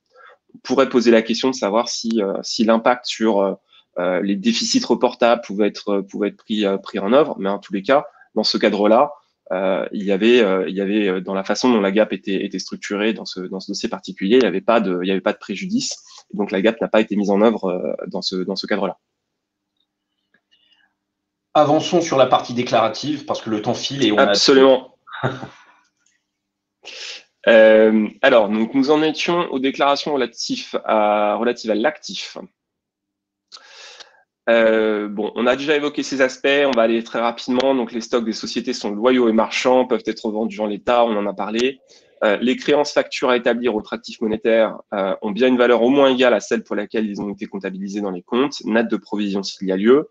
Bon, ça, c'est effectivement important puisque faut distinguer généralement dans les comptes les créances douteuses et avoir une réelle visibilité sur ce que la société peut ou va en tout cas comment dire récupérer sur ses comptes bancaires à un moment donné. Les biens immobiliers, on en a parlé aussi. Bon, il faut vérifier la propriété. Je t'interromps rapidement sur la déclaration sur les créances parce que c'est un point important, surtout où ce sujet est un sujet central, les fameuses créances clients, le recouvrement des créances auprès des clients. Lorsque vous achetez une société qui a un niveau de créance client important, il est important que votre déclaration sur les créances soit bien rédigée. Et là, ce qu'évoquait Fabien, c'est qu'il faut traiter la notion de créance irrécouvrable. C'est quoi une créance irrécouvrable? C'est une créance qu'on ne peut pas récupérer, qui ne peut pas être éteinte, payée par le débiteur. C'est-à-dire parce que ces créances, on les paye. Dans la valorisation de la société, lorsque je valorise une société, je prends la valeur des créances qui figurent à l'actif du bilan de la société. Donc, je paye un prix pour acheter ces créances. Ça rentre dans la valeur de la société. S'il s'avère que toute partie de ces créances qu'on m'a vendues comme étant des créances recouvrables sont en fait irrécouvrables, j'ai un préjudice. Mais la question qui est problématique, c'est quand est-ce que ces créances deviennent irrécouvrables? À quel moment? Je vais avoir des créances, j'achète la société et je vais me retourner vers le garant en disant ben voilà, j'arrive pas à me faire payer. Ah d'accord. Mais qu'avez-vous fait, va me rétorquer le garant, pour être payé? J'ai lancé des mises en demeure et le client ne paye pas. Ok, mais est-ce que vous l'avez assigné? Ok, bah très bien, je vais l'assigner. Assigné, je perds. Je ne suis pas payé. Je me retourne vers le garant. Il me dit faites appel, etc., etc. On peut aller même jusqu'à la Cour de cassation. Donc, effectivement, c'est pas satisfaisant. Donc, moi, j'ai payé ces créances et in fine, je ne récupère pas l'argent de ces créances. Donc, on va prévoir dans les déclarations un mécanisme conventionnel qui va dire conventionnellement qu'est-ce qui sera considéré comme irrécouvrable. Et généralement, ce qu'on prévoit dans ce type de déclaration, c'est qu'au bout de 6 mois, toutes créances qui ne sont pas éteintes, c'est-à-dire qui ne sont pas payées spontanément par les clients, seront considérées comme des créances irrécouvrables. Automatiquement, indépendamment de mes diligences, judiciaires ou extrajudiciaires. Vous me direz, si moi je suis le côté vendeur, c'est extrêmement dur, parce que l'acquéreur ne va pas être forcément incentivé à faire les diligences pour être payé. Il a juste à attendre ce délai de 6 mois pour se retourner vers le garant. Bah, déjà, ce n'est pas totalement vrai, parce que généralement, on a des franchises, on a des plafonds, donc il y aura une perdition pour l'acquéreur. Donc, il a un intérêt à être diligent sur le sujet. Et c'est une perte de temps, c'est consommateur de temps que de mettre en œuvre une GAP. Donc, l'intérêt, c'est quand même de demander à ses clients de le payer. Mais, in fine, le vendeur, et ça, c'est quand vous négociez côté vendeur ce type de déclaration sur les créances, ce que vous devez en échange voir ou négocier comme complément de rédactionnel dans ces déclarations, c'est que, OK, je paye la créance, mais ça emporte transfert de la créance à mon profit. C'est-à-dire que si vous n'avez pas réussi à vous faire payer, je vous indemnise, mais pour autant, je vous laisse pas la créance. Je la récupère pour 1 euro, à charge pour moi de faire les diligences nécessaires, vendeur, pour me faire payer. Donc, ça permet de trouver un équilibre sur le sujet. J'ai fait cet aparté parce que la notion de créance client est un sujet qu'on rencontre. Les délais de paiement, la notion de créance client, les comptes clients qui sont souvent importants sont des sujets très fréquents sur les sociétés marocaines. Et lorsque on fait des procédures d'acquisition de cession et qu'on négocie les gaps, ce point doit être adressé spécifiquement. Parfait. Alors, pour continuer là-dessus, on était en train d'évoquer les déclarations sur les biens immobiliers pour lesquels il est nécessaire d'établir la propriété légitime des immeubles qui figurent à l'actif des comptes. En l'absence de tout privilège, hypothèque, sûreté, restriction quelconque, autre que ceux qui auraient pu être donnés aux établissements financiers pour en garantir le financement. Bon, on va retrouver une déclaration générale avec ses principes, ses exceptions. La construction, l'entretien et les réparations de ces immeubles ont été faites conformément aux lois et règlements applicables. Voilà pour ce qui concerne les biens immeubles. Ensuite, on a deux types de déclarations qui sont là aussi. Alors, elles sont toutes évidemment particulièrement importantes, mais celle-là encore plus, encore plus que d'autres, sur d'une part le respect des réglementations et d'autre part les déclarations relatives au respect des permis. Permis qui est généralement un terme défini dans le protocole, défini et pour envoyer à l'ensemble des licences, déclarations, autorisations, qui serait nécessaire à la société pour exercer son activité et qui devrait être ou qui aurait dû être sollicité auprès de toute administration, tout organe public compétent en la matière. Bon, pour parler d'une part du respect des réglementations, on a généralement une déclaration assez générale sur le fait que là où les sociétés ont toujours respectent les dispositions légales et réglementaires nationales en matière de transport, de pollution, d'hygiène ou d'environnement. Alors, bien évidemment, à adapter en fonction du type de société qui est concernée et voir si cela a une pertinence pour elle.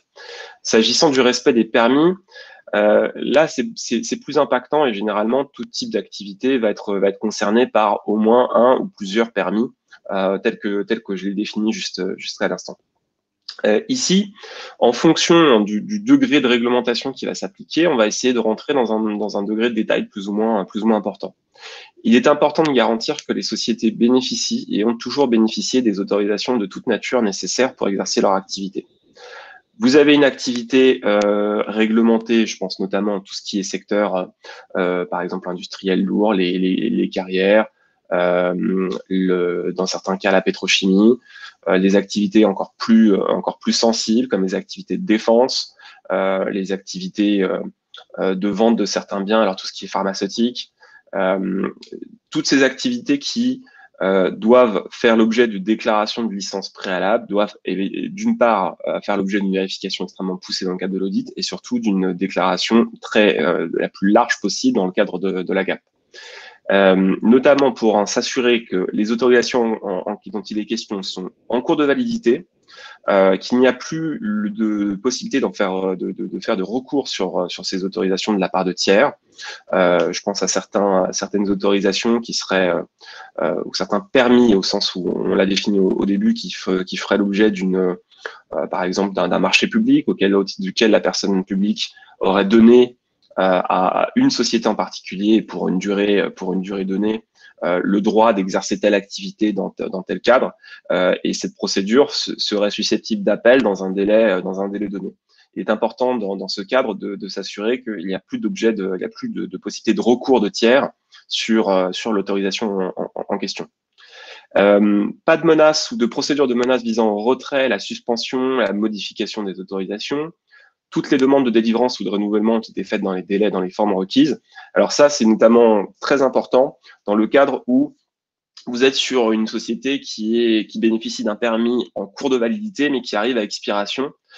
Et donc, vous êtes dans la période intercalaire, c'est-à-dire qu'il faut s'assurer que la demande de renouvellement a bien été formulée et dans les formes, dans les délais, de sorte que, selon toute vraisemblance, vous allez au moins recevoir soit le renouvellement, soit une réponse dans un délai donné à l'issue de la session. Et la partie la plus importante, c'est que il est important de préciser et d'obtenir une déclaration sur le fait que la cession, donc l'opération d'acquisition dont il est question, ne va pas avoir pour effet de résilier, modifier ou de donner lieu à un refus de renouvellement pour le permis, pour un ou plusieurs des permis qui sont en cours. Alors ça, c'est absolument capital.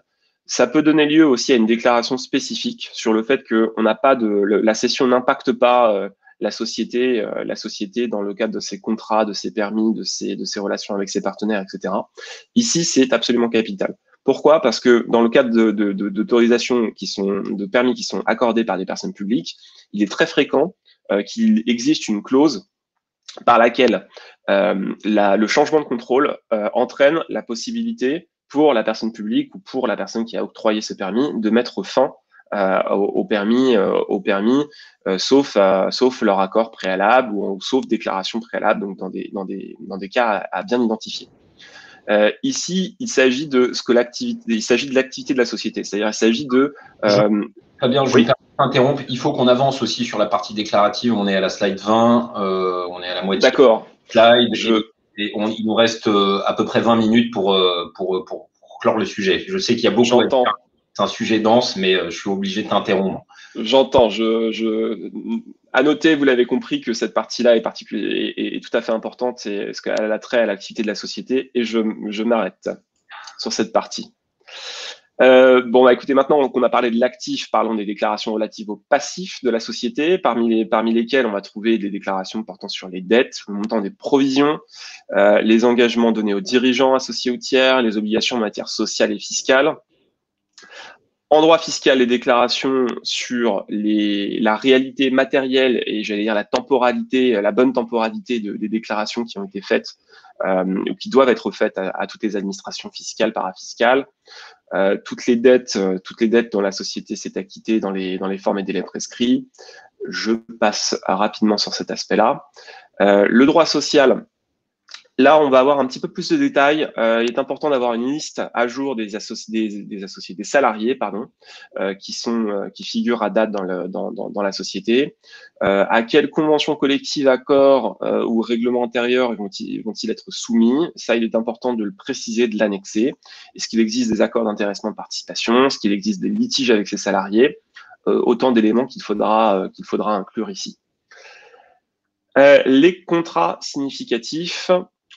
L'idée ici, c'est d'avoir une liste dans ces déclarations qu'il n'existe aucun, en dehors de certains contrats énumérés, aucun contrat significatif souscrit ou conclu par les sociétés en dehors de ceux afférents à leur exploitation normale et conclus à des conditions usuelles, que ces contrats sont résiliables par elles sans indemnité et avec un préavis qui n'excède pas 6 mois. Bon, l'objectif ici, c'est d'avoir une vision sur ce à quoi vous allez vous retrouver engagé post-cession. Concrètement, quelles sont les conditions dans lesquelles vous pourrez sortir de ces contrats. Alors, on peut avoir une déclaration qui soit inverse. Je l'évoquais tout à l'heure sur les permis, une déclaration qui viserait à dire que pour des contrats significatifs, justement, la cession ne va pas avoir pour effet d'y mettre fin ou donner une possibilité aux contractants d'y mettre fin, à l'exception d'une liste qu'on va arrêter en annexe. Sur les assurances, donc une déclaration essentiellement matérielle pour s'assurer que des assurances existent, qu'elles sont valables, qu'elles sont suffisantes pour couvrir les risques courus par la société dans le cadre de son activité, qu'elles sont en vigueur, que tout a été payé dans les délais. Alors, pour les déclarations relatives aux comptes, j'allais dire déjà un premier aspect, c'est de définir de quel compte de référence on parle, qui va un peu dans le sens de la remarque d'Alibogreen du début, qui est de bien cadrer la temporalité.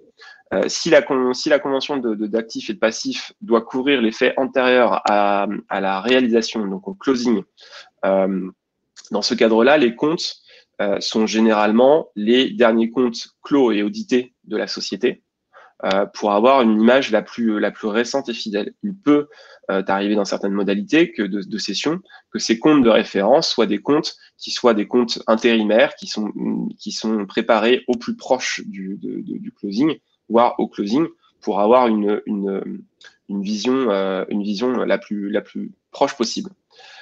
En tout état de cause, ces comptes doivent donner une image sincère, régulière, fidèle de ou de la société de ses activités, exacte en tout point, établis selon des principes et méthodes comptables régulièrement en vigueur et j'allais dire pertinents pour leur secteur d'activité, et qu'ils reflètent bien l'intégralité de la situation tant active que passive des sociétés. Dans cette notion de temporalité qu'on a évoquée, on a généralement une période intercalaire qui est la période entre la clôture des comptes, dans l'hypothèse que j'évoquais, c'est-à-dire les derniers comptes clos audités, et la date de réalisation. Alors, ça donne généralement cela résulte dans l'établissement d'une clause qui vise à traiter de cette période intercalaire pour indiquer que, d'une part, la société a été gérée avec prudence et diligence selon les mêmes principes qu'auparavant, et d'autre part, sur le langue vraiment spécifique GAP, qu'il n'y a aucun fait, événement autre que ceux usuels en la profession qui aurait affecté défavorablement les affaires et le patrimoine qui serait intervenu dans cette période. Il y aurait beaucoup à dire sur cette phrase, mais je vais me cantonner à cette dernière remarque et pour finir sur ces déclarations. Pour vous indiquer qu'évidemment, ces déclarations, dans leur ensemble, elles font l'objet, et elles doivent en réalité faire l'objet d'âpres négociations entre les parties. On va chercher chacun à définir un équilibre selon les objectifs qu'on a évoqués tout au début et qui est favorable selon la position dans laquelle vous vous trouvez. Et pour déterminer notamment le lien entre la violation d'une déclaration et la mise en jeu de celle-ci, l'application cumulative des garanties légales et contractuelles, l'existence d'une déclaration de sincérité globale de l'acquéreur qui viendrait en chapeau de toutes ces déclarations. Est-ce que ces garanties, est-ce que ces déclarations sont effectuées sous le terme de garantie de sincérité ou d'exactitude? C'est la notion de à la bonne connaissance ou à la connaissance des garants que le vendeur veut généralement introduire le plus souvent et que l'acheteur traditionnellement refuse. Est-ce que la data room, l'audit, les diligences préalables seront exonératoires ou pas? La portée des exceptions, est-ce qu'on inclut des exceptions à tout cela, général ou spécifique? La possibilité de mettre à jour les annexes entre le signing et le closing, c'est-à-dire tout ce qu'on a avisé en exception, est-ce qu'on pourra le mettre à jour? Enfin, est-ce qu'on inclura des déclarations générales de conformité à la loi dans ce cadre-là? Je repasse le micro à Ali Bogrine pour rentrer dans un petit peu plus de détails sur la mise en œuvre de la GAP et notamment les sanctions en cas de déclaration inexacte. Il nous reste à peu près un quart d'heure, donc je vais être extrêmement, et vous m'en pardonnerez par avance, extrêmement général sur certains points, mais je vais essayer d'être pragmatique et vous donner une vision et des clés pour négocier vos garanties d'actifs et de passifs. La première chose auquel je suis confronté souvent lorsque je négocie ce type d'opération, c'est parfois pour mes clients, certains juristes ou même conseils parfois, sont perdus dans la sémantique qui peut ajouter de la confusion et on n'arrive pas à retrouver nos petits lorsqu'on négocie. Et on est souvent, on s'accroche à son modèle de garantie d'actifs et de passifs et on ne veut pas sortir de son acte ou on est en difficulté lorsque on est obligé de travailler sur un acte qui n'est pas notre modèle parce que la sémantique employée renvoie pas à ce que vous avez comme us ou habitude dans le cadre de votre pratique, parce que c'est formulé différemment, ça renvoie à des notions qui ne vous évoquent rien. Donc là, on va essayer d'évoquer des éléments de clarification pour vous permettre d'appréhender toute typologie de garantie d'actifs et de passifs et de mettre les choses dans les bonnes cases. Donc, si on reprend, la première déjà classification que vous pouvez avoir, c'est un contradicteur qui vous dit moi, je veux vous consentir dans ma GAP que des garanties de sincérité et pas de garantie d'exactitude. Première question, c'est qu'est-ce qu'il veut dire? C'est très simple en réalité. C'est des choses qui sont connues, mais sur lesquelles on catégorise. La garantie de sincérité, c'est une garantie qui va varier en fonction de l'intensité de la preuve. C'est, si on peut passer la slide suivante. Ouais, pardon. Non, on revient. Bon, on les a pas, pardon, on n'a pas développé, mais l'idée de la garantie, voilà, la garantie de sincérité, c'est celle qui est formulée à la meilleure connaissance du garant. C'est celle généralement que le vendeur voudra faire passer auprès de l'acquéreur, parce que l'acquéreur devra, si les déclarations sont faites à la meilleure connaissance du garant, prouver en réalité deux choses. Un, que la déclaration est inexacte. Et deux, qu'en plus, que le garant avait connaissance du caractère inexact. Donc, on a un renforcement de la charge de la preuve au détriment de l'acquéreur. Alors que dans une garantie d'exactitude, vous avez la déclaration brute et la question de la connaissance du garant n'interfère pas. La question est de savoir si la déclaration est exacte ou inexacte. Et donc, l'acquéreur a juste à démontrer que la déclaration qui lui a été faite est inexacte. Donc, si on schématise, les garanties de sincérité, c'est pro-vendeur, et les garanties d'exactitude, c'est plutôt pro-acquéreur. La réalité, c'est la question de la légitimité. Pour moi, une garantie d'actifs et de passifs, si on est totalement fair, ça doit être une garantie d'exactitude. Parce que j'ai payé un prix et la connaissance ou l'absence de connaissance du garant est en réalité totalement étrangère à la question. Et en plus, on a et lorsque vous avez un vendeur qui essaie de vous imposer des déclarations à la meilleure connaissance du garant, le mieux, c'est de prendre des exemples pour faire un peu de pédagogie. Et l'exemple le plus classique, c'est le contrôle fiscal. Il est clair et accepté par tous que, au titre des déclarations, que les déclarations fiscales sont jamais faites à la meilleure connaissance du garant. C'est-à-dire qu'en cas de contrôle fiscal, vous, au titre de la GAB, vous devez être garanti en cas de redressement de la société.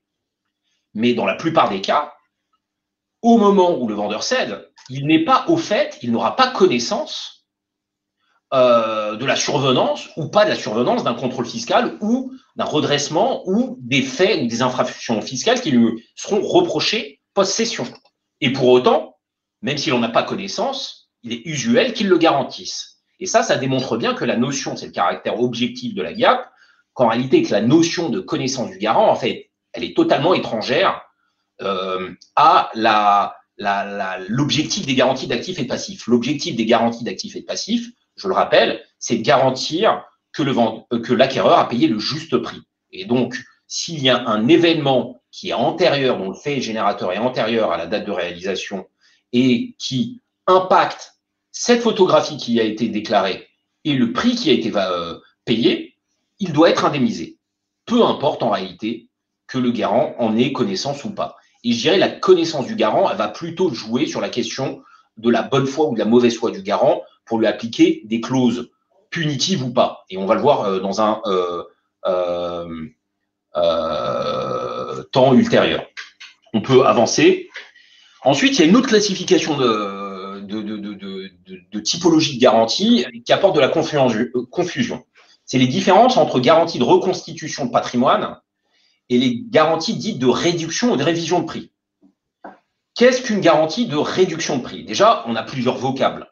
On les appelle les garanties de révision de prix, de réduction de prix, garantie de valeur. Tout ça, toutes ces appellations visent en réalité la même typologie de garantie d'actifs et de passifs, c'est-à-dire que le garant va s'engager ou verser au cessionnaire des indemnités compensatrices des dommages résultant de la moins-value subie par les titres cédés. C'est-à-dire que le référentiel, c'est le prix payé. Et donc, l'indemnisation vise à compenser une baisse de valeur. C'est pour ça qu'on les appelle souvent garanties de valeur. C'est quoi la conséquence naturelle de ça? C'est que si vous avez rédigé vos clauses de garantie comme des clauses de révision de prix, ça veut dire que l'indemnisation ne pourra jamais être supérieure au prix de cession. Il y a un plafond de verre, un plafond naturel qui est attaché à la catégorie des garanties de révision de prix, c'est qu'on ne peut pas aller au-delà du prix, parce que le référentiel est le prix. Elle s'oppose aux garanties dites de reconstitution de patrimoine, si on peut passer au stade suivant, qui sont appelés aussi, pour vous donner tous les vocables et pour que vous puissiez retrouver effectivement vos petits, parce c'est ça qui ajoute de la confusion, chaque praticien les appelle un peu comme il veut. On les retrouve, elles sont appelées soit garantie patrimoniale, garantie de reconstitution de patrimoine, garantie indemnitaire aussi. On utilise parfois ce vocable parmi les praticiens. Et là, on ne prend plus le prix comme référentiel. On prend justement comme référentiel le passif imprévu subi par la société ou l'insuffisance d'actifs. Et donc, la réalité, c'est que l'indemnisation ne va pas viser la baisse de valeur, mais va viser à combler le passif ou combler l'insuffisance d'actifs. Et donc, il y a deux conséquences naturelles à cela. C'est que contrairement aux garanties de valeur, je n'ai pas ce plafond naturel. C'est-à-dire que si le passif est supérieur au prix, mon indemnisation peut être supérieure au prix payé. Parce qu'elle vise à combler le passif. Ou même l'insuffisance d'actifs. Et l'autre conséquence que j'ai omise de dire pour la garantie de valeur, c'est que le bénéficiaire de l'indemnisation peut être à la fois l'acquéreur, mais la société elle-même, qui est la victime de l'accroissement de son passif ou l'insuffisance de son actif. Alors que dans une garantie de révision de prix, celle que j'évoquais antérieurement, comme on vise à réparer la baisse de valeur, le destinataire de l'indemnisation ne peut être que l'acquéreur. Dans les faits, le problème, c'est que les praticiens ne disent pas, quand ils rédigent une garantie d'actifs et de passifs, dans quelle catégorie ils mettent, ils rangent leur garantie d'actifs et de passifs. Ils ne disent pas en intitulé, toutes les déclarations qui suivent et toutes les garanties sont soit des garanties de révision de prix et soit des garanties ou des garanties de reconstitution de patrimoine. La réalité, c'est que le caractère de la garantie, la classification de la garantie se déduit de la rédaction et de la manière dont on a rédigé. Et on a de la jurisprudence, notamment française, sur ce sujet qui indique que, en l'absence de précision, et si on peut avoir une interprétation soit à titre de révision de prix ou à titre indemnitaire, le garant, le bénéficiaire de garantie peut choisir la classification dont il privilégie ou qui lui convient. Juste un dernier point, parce que c'est important, on peut mixer les typologies. On peut indiquer que l'indemnisation versée dans les GAP à la nature d'une garantie de révision à hauteur du prix et au-delà aura une nature indemnitaire. C'est ce qu'on fait souvent. Rentrons dans les limitations de la garantie, parce qu'on a plus que quelques minutes. Ce qui est important, c'est que toutes les garanties doivent être limitées. Limitées dans le temps, limitées dans leur montant. Sur la limitation de leur périmètre, on peut aussi prévoir que les faits révélés dans le cadre de l'audit ou dans le cadre des annexes qui sont attachés au protocole sont exonératoires. Sur les limites financières, on retrouve ce qu'on appelle les seuils et les franchises. Et parmi les seuils, la différence entre un seuil et une franchise, c'est à l'atteinte du seuil, vous êtes indemnisé à compter du premier euro, alors que lorsque vous le stipulez en termes de franchise, à l'atteinte du montant de la franchise, vous êtes indemnisé au premier euro excédant cette franchise. À cela est assorti aussi parfois des seuils unitaires. C'est quoi un seuil unitaire ou appelé de minimis? C'est considérer que les indemnisations ne seront pas recevables pour des montants qui sont inférieurs à un seuil unitaire par réclamation et par événement fixé. Ça peut être 10 000 dirhams, 15 000 dirhams, 30 000 dirhams, 40 000 dirhams, peu importe. L'idée, c'est de s'économiser le coût du papier pour les événements qui sont tellement minimes dans leur montant que ça ne vaut pas coup en termes de frais d'investissement de mettre en œuvre la garantie d'actifs et de passifs. Le seul sujet où il faut faire très attention, c'est la rédaction du seuil unitaire, parce que il faut bien viser le cas précis où je peux avoir un cumul de petits événements qui sont en dessous du seuil unitaire, mais qui participent du même événement. Je prends un exemple, un employé qui a omis de déclarer qu'il avait promis une prime à ses salariés. Si j'ai une réclamation d'un salarié qui vient me réclamer 2 000 dirhams et que j'ai fixé mon seuil unitaire à 10 000 dirhams, je ne pourrais pas mettre en œuvre la garantie d'actifs et de passifs. Mais en revanche, si les 500 salariés de la société me réclament chacun individuellement 2 000 dirhams et que je n'ai pas pris en compte cette spécificité, je peux me retrouver non garanti alors que ça participe du même fondement. Donc, cette exception doit être bien visée dans la rédaction du seuil unitaire. On avance rapidement. Juste, voilà, très rapidement, juste des statistiques, parce que c'est toujours, on voit que dans la plupart, dans 73% des cas, c'est des stats, hein, c'est vraiment au niveau macro, mais qu'on a plus des seuils que des franchises. Et dans 3% des cas, on a des combinaisons franchise-seuil. On peut avancer rapidement.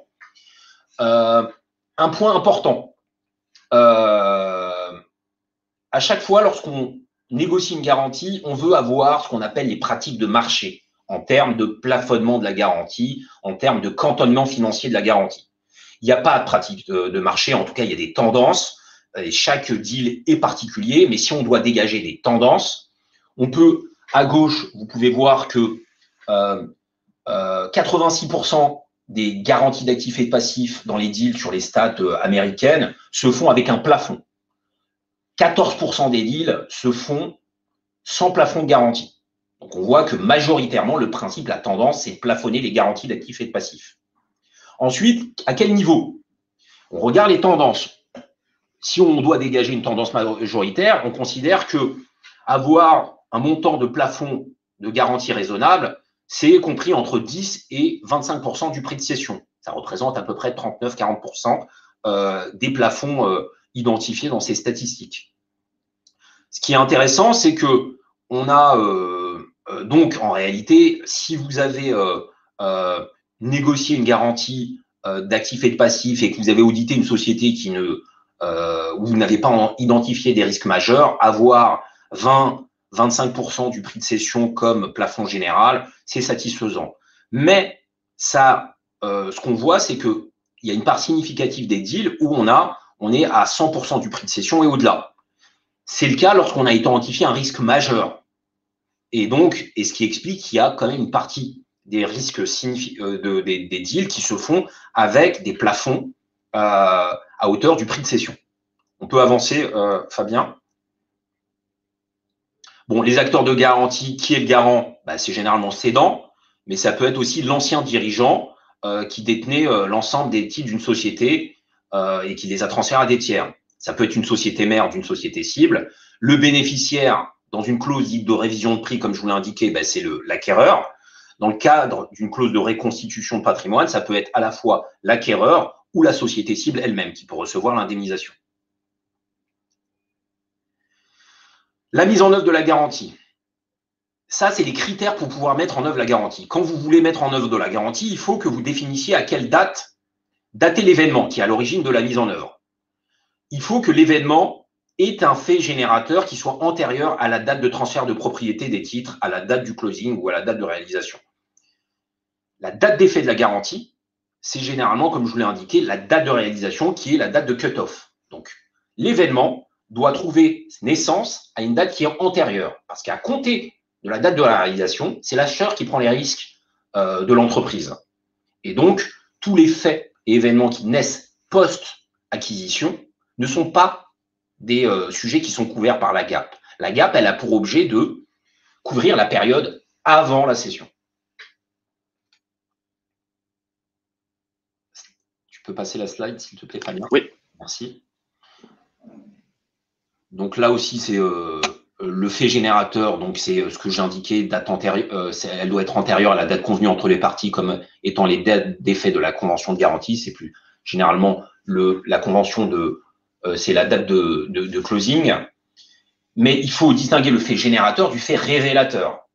En réalité, le fait révélateur, il est connu et su post-réalisation du deal. Donc après le transfert de propriété.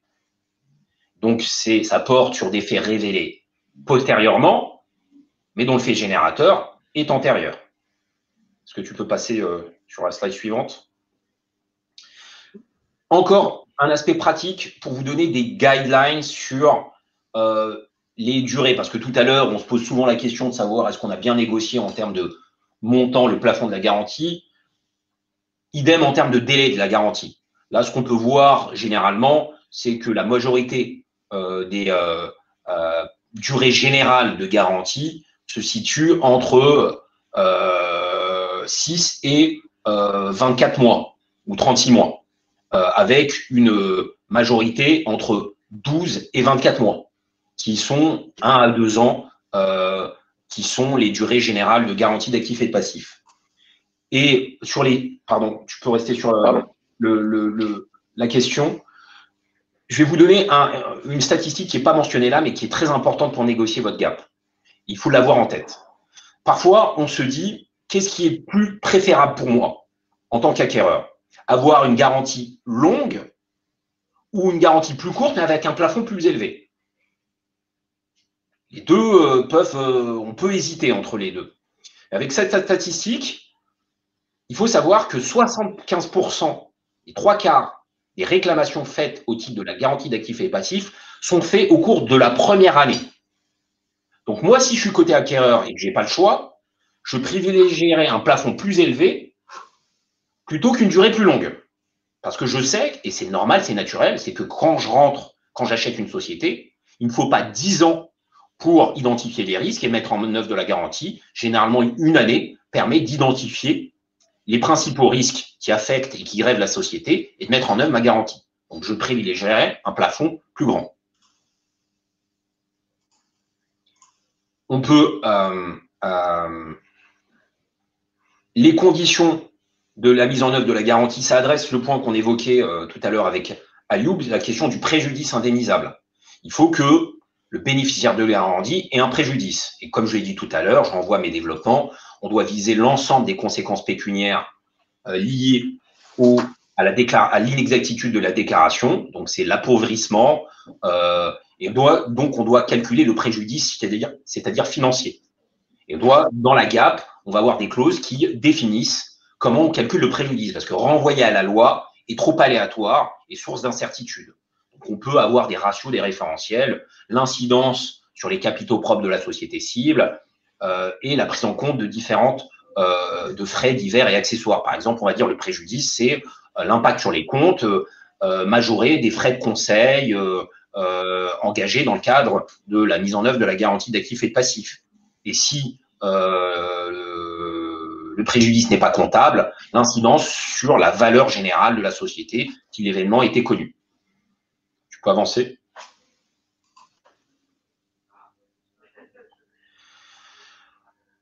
Comment limiter le montant de l'indemnisation? Quand je suis côté vendeur et que j'ai accepté le principe de la GAP et je l'ai négocié, il faut que je limite le montant de l'indemnisation avec des demandes qui sont légitimes. On va dire que l'indemnisation que je devrais verser, moi, garant, devra être réduite des sommes reçues par l'acquéreur au titre par les compagnies d'assurance, c'est-à-dire les indemnités d'assurance perçues par la société cible. Le montant, si le risque était provisionné, on déduit de l'indemnisation le montant des provisions qui figurent dans les comptes de référence.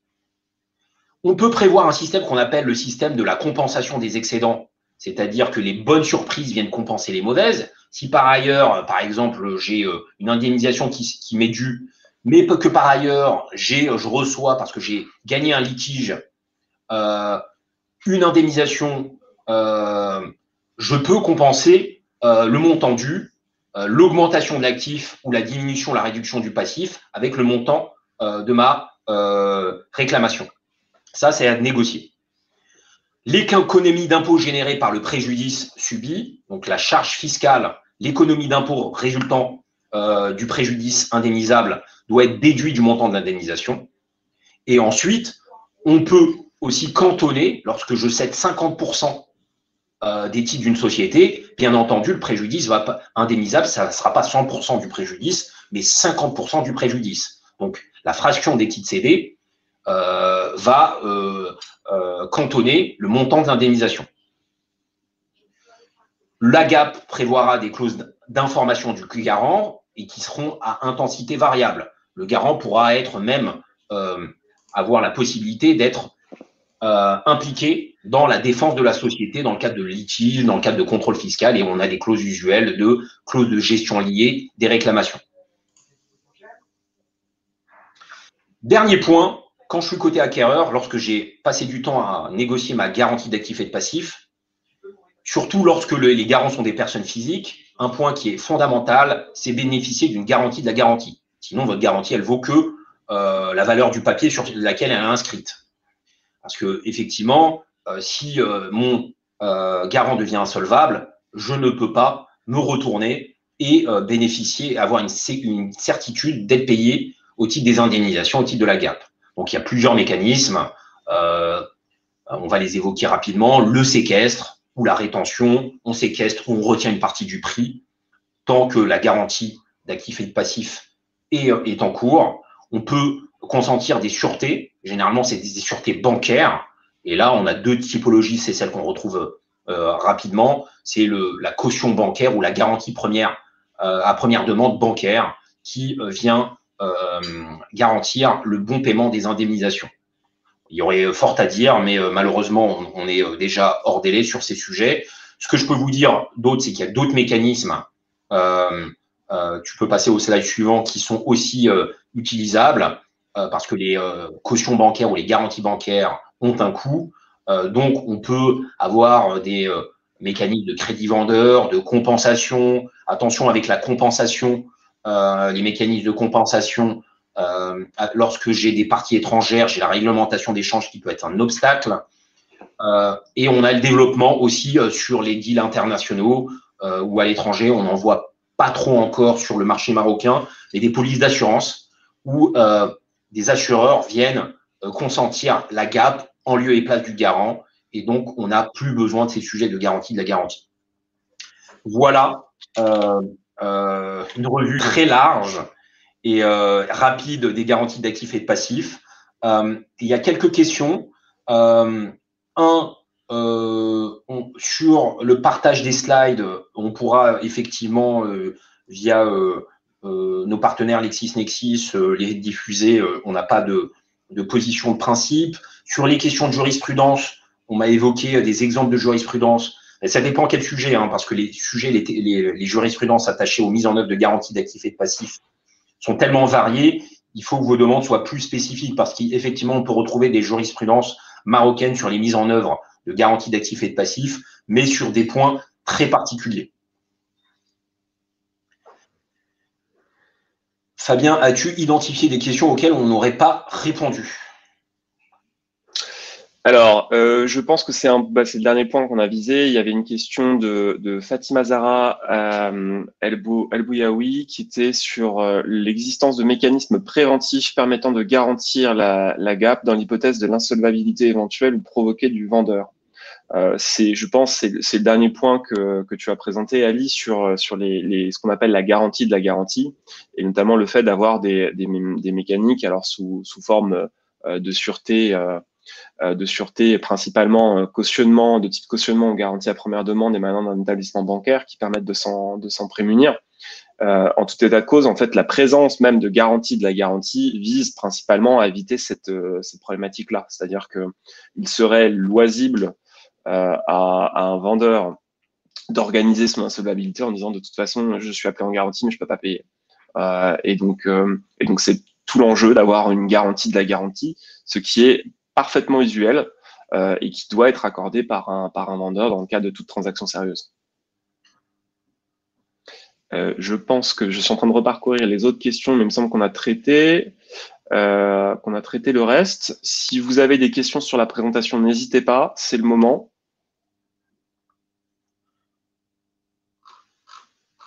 Parce que je vois que des participants sont en train d'écrire, donc je vous laisse une seconde peut-être de battement pour recevoir vos questions, vos dernières questions.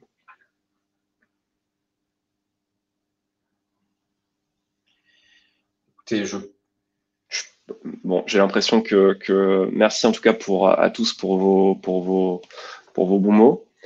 Et je pense que ce sera le mot de la fin. Je vois Angélique qui nous rejoint. Je vous remercie de votre attention et de votre présence pour cette formation. C'était un plaisir. Et comme indiqué, on se mettra en contact avec les équipes de LexisNexis pour la diffusion des slides selon un format déterminé par. Je laisse Angélique répondre sur ce sujet. Angélique, vous êtes en muet.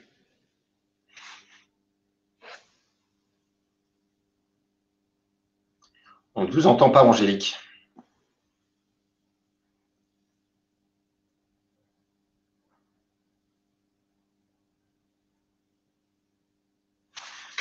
Non plus. Fabien, tu peux nous donner nos emails respectifs, s'il te plaît, dans le chat. Absolument. Alors, écoutez, je vais tout simplement afficher la dernière slide qui comporte l'adresse générale. Donc, je vais envoyer nos emails à tout le monde via le chat. Si vous me donnez une seconde.